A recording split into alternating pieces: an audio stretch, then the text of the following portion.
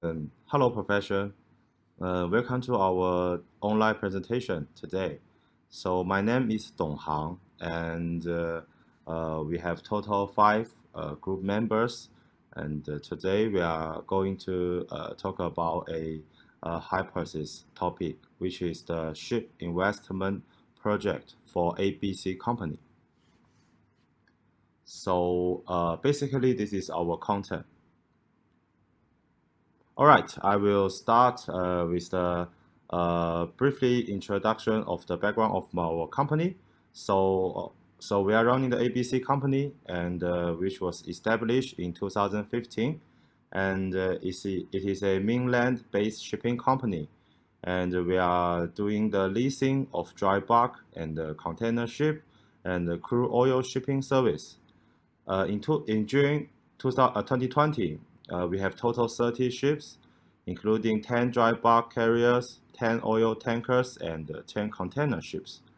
And we are also provide a full range of logistic and transportation services from major ports in China to major trading countries and regions in the world.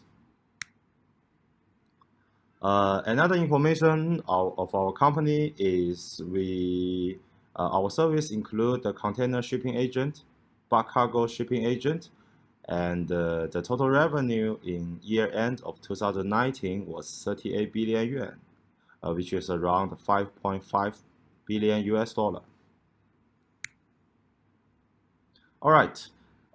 Secondly, I would like to talk about the market situation and analysis.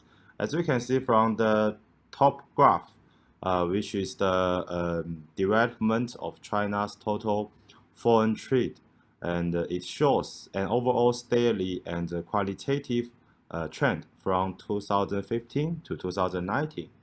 And you can see in 2019, it has reached uh, 31.5 trillion RMB and increase of 3.4% over the same period last year, and a decrease of 6.3 percentage point over last year.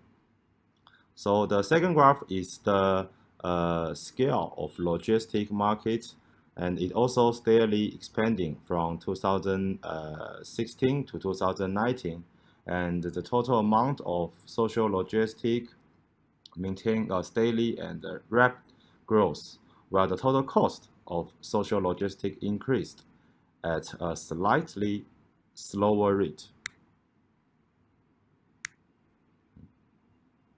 All right.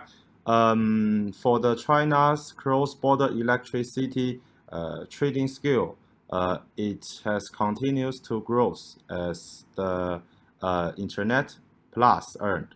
So in order to expanding international trade scale and categories, we have a lot of national policy support, consumer demand to upgrade, online transaction payment technological breakthrough, promote the rapid development of the cross-border electricity. So more and more traditional trade enterprises cross-border electricity transformation. And also, under the fridge index, we can see it also rapidly grows because of the effective control of the domestic outbreak. Right. Last but not least, we can see there is a forecast from economical, operational, and development, and it shows the influence that the demand for cargo to be transported by sea will more than triple by 2015. So also this forecast is simplistic, but the message is very clear. By the 2050, the global maritime sector will be handling a lot of more cargo than nowadays, and this is the major commercial opportunity for the maritime sector as a whole, and give our company an opportunity. Thanks, Donghang. And my name is Liu Dao Chunyang. Now I will introduce the next three parts. About the objective of this proposal, we have listed three reasons. The first one is to meet market demand. The second is to meet new rooms in China, and the last one is maximize profits and reduce costs. Firstly, from the perspective of container freight rate, one table, we can draw the conclusion that there were fluctuations from 2011 to 2018. However, Table 2 shows the import and export freight rate in China significantly increased between around 815 and 1100 from 2019 to 2020. All of this shows the demands of the market, so it is suitable to invest in buying used ships under the correct situation. Secondly, in 2020, many ports in China has built new rooms. For example, Dalian Point has opened a new container route with 7 transfers to Southeast Asia this year. For our company, it is also an opportunity for development. Finally, at present, because of the COVID-19 or anything else, the liner market rooms are rising, and the cost of investing in large ships is lower than when the market demand is sufficient. So we do the investing decision. For the investing decision, we decided to buy one second-hand container ship with a carrying capacity of about 13,500 TEU, and the total operating time of vessel will until 2030. After the search, we found there are two vessels can meet with our requirements. The general information are as follows. The first one is called CMA. It was built 10 years ago, and it totally costs $19 million. The second one is called AL. It was built 5 years ago, and it totally costs $115 million.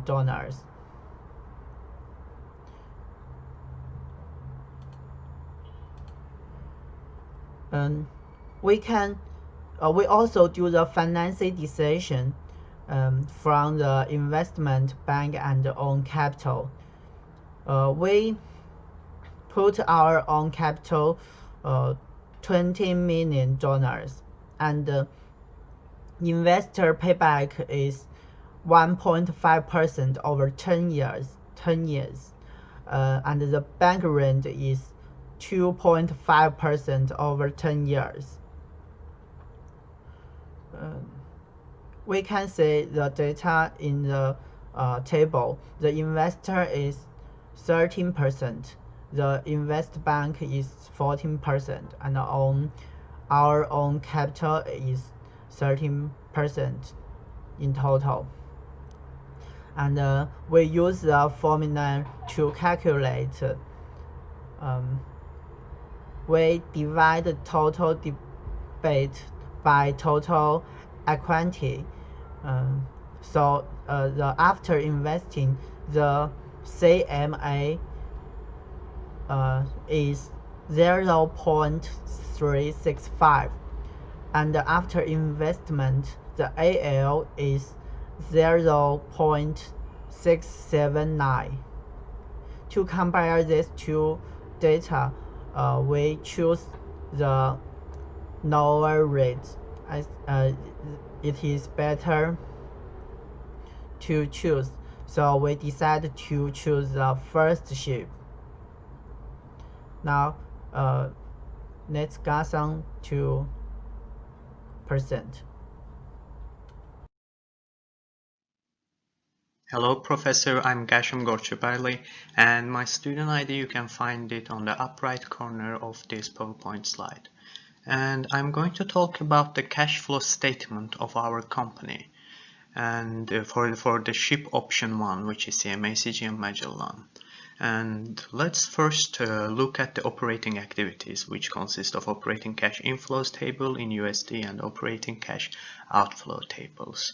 And firstly, I would like to state that the ship will be chartered. It's been supposed that it will be chartered from 38,000 United States dollars per day for the upcoming 10 years, under the utilization rate of 98%. As you can see, at year 6, we have a slightly lower revenue than the other years. This is because dry docking is supposed to be in this year for 15 days. That is why the revenue for year 6 is multiplied by 350 instead of 365, which is the total number of days in a year. And in total, this gives us 135,367,400 income from the charter. And for the operating cash outflow, we have ship operating cost daily, which is storage and supply, maintenance, insurance, and administration. When it comes to the crew cost, it will include the salary, insurance, and training of our crew. The respective costs for all these activities for 10 years are listed, as you can see in the second diagram of operating cash outflow. It has been forecasted that the ship operating and crew costs will increase 1 to 4% each year until year 6, where dry docking will be done.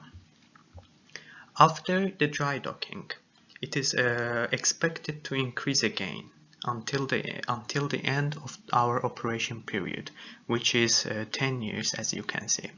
Considering the mentioned factors and the numbers, from operating cash outflow, our numbers show around 55,493,761 USD. Let's now look at the financing activities for our ship. And as we have previously mentioned, there are 3 sources of finance, and one of them is our own capital, and the other 2 are debt from bank, which is worth 36 million, and from investor, which is worth 27 million. The interest payment to bank will be calculated on 2.5% and will be done with 2 installments each year, one being at the end of June and the other one being at the end of December. From this, we get that in terms of interest, we will pay around 4,910,678, and with the principal payment and interest, the total value paid back to the bank will be 40,910,678. And following the same formulas, interest payment will be 2,186,034 for the investor who invested 27 million to our ship, and it will also be done, as previously mentioned, by the payment at the end of June and payment at the end of December. As the total paid back principal plus interest, which is 1.5%, will be around 29,186,034 for the investor of this project. Now that we know the numbers from previous operations, we can easily draw the cash flow diagram for our project. And firstly, I would like to show the cash flows of operating activities, and as we have previously showed, there are revenues and expenses of this ship, and net cash is supposed to be around 79,873,638 by the end of year 10. And when it comes to cash flows of investing activities, as we have mentioned, our ship is around 90 million USD. And we are also going to charter our ship. That's why we are going to need a brokerage fee, which is around 400,000 at year 0.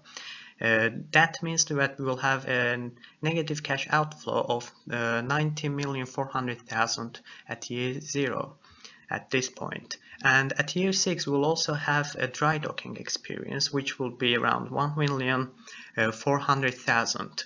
And when it comes to cash flows of financing activities, it will be mainly in terms of repayments on investments and repayments on credits from bank. Calculating these numbers accordingly for each year, we find that this investment will bring around 19,386,418 net cash flows. Hello everyone, I'm Nanchen Hey Philip.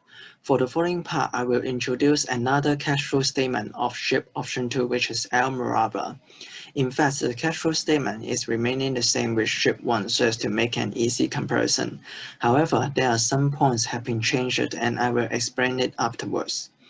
First, for the operating activities, since Al Maraba will be chartered out like the ship 1, so we will have 39,000 revenues per day with 98% utilization. You can see that the revenue is higher because of the size and model of the ship. So at the end, we will have the total around 138 million for the charter income. Next, for the operating cash outflow, the change is that USD per TEU now is 0.60. It is lower than ship 1 because Al Maraba is a newer ship, therefore the USD per TEU will be lower. While for the section like ship operating costs and crew costs, it will remaining the same. So the subtitle, such as the storage and supply, maintenance, insurance, administration, salaries, insurance, and training will still consisting in the calculation. So at the end, we will have the total around 55 millions for the operating cash outflow. Next is about the financing activities. You can see that now from bank it is 60 millions and from investor it is 45 millions. Because Al Maraba is a more expensive ship, therefore the investment will be increased as well. So for the interest payment to bank, the percentage will be set at 2.5% with 2 installments, which means it is the same with ship 1. And therefore we will have the total number around 8 millions at the end. And for the total debt repayment paid to bank, which means it is principal plus interest, it will be around 68 millions in total. For the investor part, the percentage will be calculated in 1.5%, which means it is also the same with ship 1. Therefore, we will have the total of 3 millions at the end. And again, the total debt repayment paid to investor, which means principal plus interest now, it is around 48 millions in total at the end. So after we have the cash flow of operating activities and cash flow of financing activities, we will combine it with the cash flow of investing activities to formulate the cash flow statement.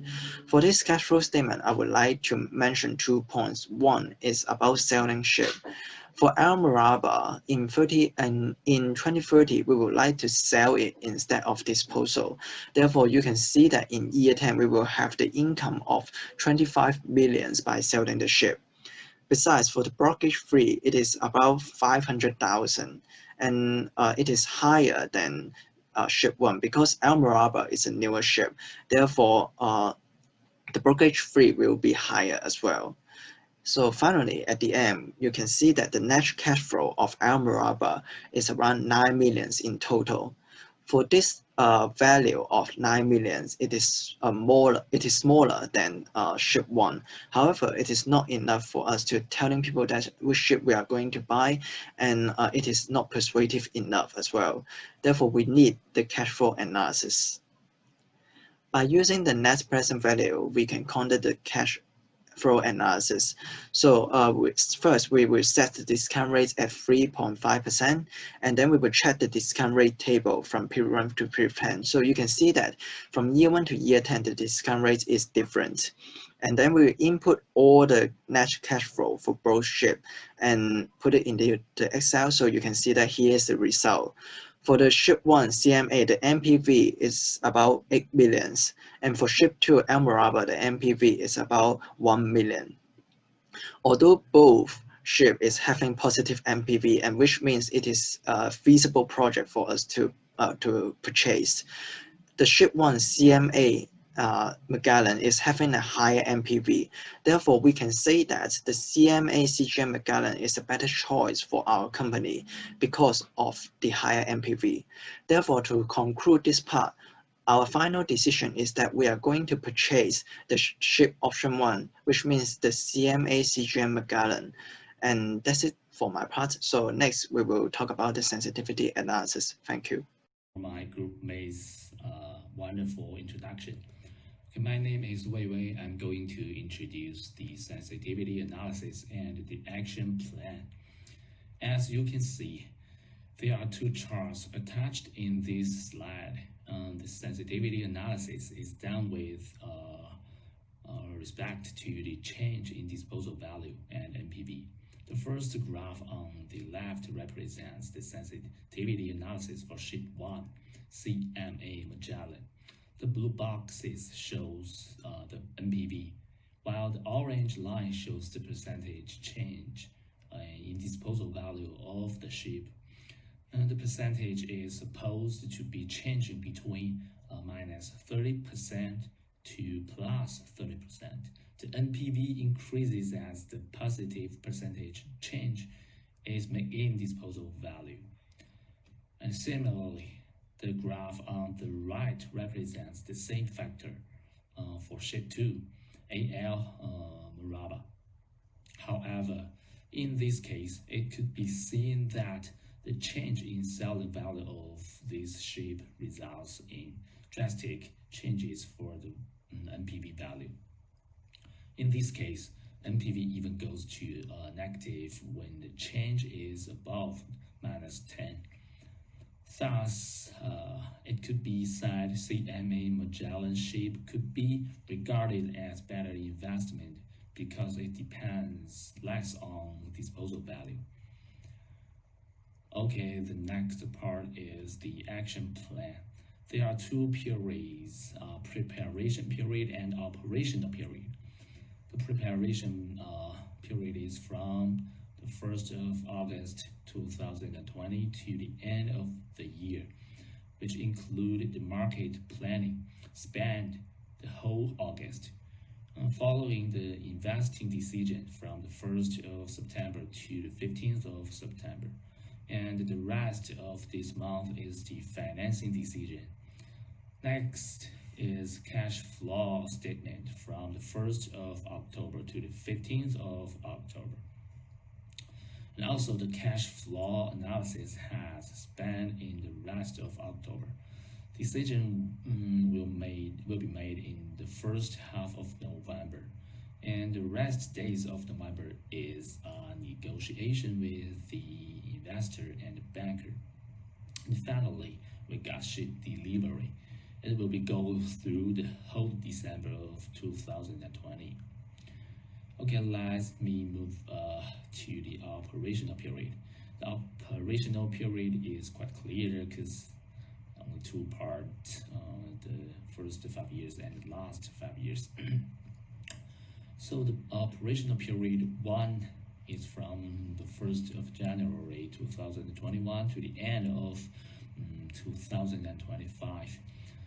The dry dock will be in the year 6 from the 1st of January to the 15th of January 2026.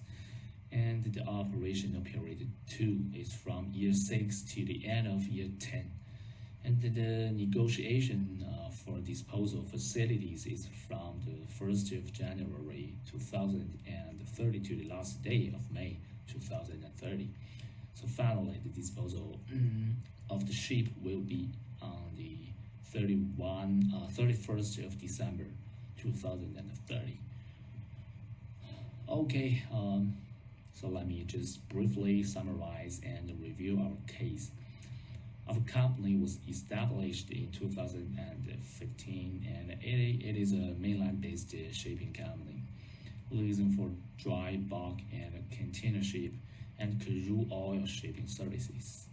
We plan to buy a ship, and according to the result of the market analysis, cash flow statement, NPV analysis, and sensitivity analysis.